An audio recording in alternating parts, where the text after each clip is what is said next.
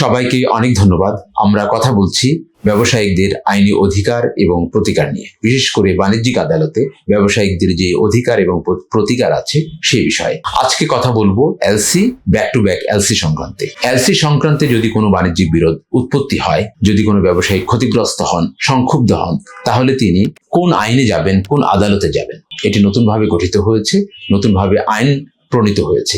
এই বাণিজ্যিক আদালতে এলসি সংক্রান্তে সকল ধরনের প্রতিকার পাওয়া বিধান করা হয়েছে। কি ধরনের এলসি সংক্রান্ত সমস্যা হতে পারে? সেটি হচ্ছে পেমেন্ট সংক্রান্ত, ডিসক্রিপেন্সি সংক্রান্ত, ফ্রড সংক্রান্ত, নথি কিংবা কাগজপত্র প্রেজেন্টেশন সংক্রান্ত। আর পেমেন্ট সংক্রান্ত কিরকম? যদি এলসি সংক্রান্তে যদি পেমেন্টটা দিয়ে দেওয়া হয় যেটি আপনি চাচ্ছেন না, কিংবা পেমেন্টটা না দেওয়া হয় যেটি আপনি প্রাপ্ত আছেন সেটি। তারপরে ডিসক্রিপেন্সি সংক্রান্ত কিরকম হতে পারে? এলসির কাগজপত্র এবং শর্তের মধ্যে যদি কোনো ধরনের অসামঞ্জস্যতা থাকে, কোনো ধরনের ডিসক্রিপেন্সি থাকে, তাহলে সেই সংক্রান্তে বিরোধ সৃষ্টি হলে বাণিজ্যিক আদালতে আসবেন। 3 নম্বর, ফ্রড সংক্রান্তে। কি ধরনের ফ্রড?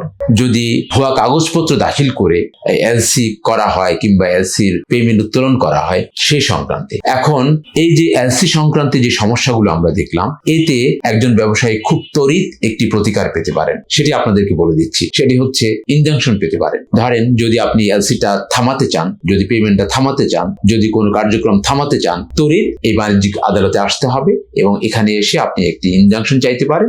ইনজাংশন চাওয়ার মধ্য দিয়ে আপনি আপাতত বিষয়টির উপরে একটি ইনজাংশন জারি করে বিষয়টিকে স্থগিত রাখতে পারেন। তো এই ধরনের আপনাদের যে আইনি অধিকার এবং প্রতিকার আছে সেগুলো আপনারা কিভাবে পেতে পারেন সেই সংক্রান্তে পর্ব আকারে আমরা বলে যাচ্ছি আপনাদের জন্য। আশা করি আপনারা উপকৃত হবেন। দেখতে থাকুন, আমাদের সাথে থাকুন। আজকে এই পর্যন্ত, দেখা হচ্ছে আগামী দিনে এই ধরনের আরেকটি বিষয় নিয়ে। সকলকে অনেক ধন্যবাদ। আসসালামু আলাইকুম।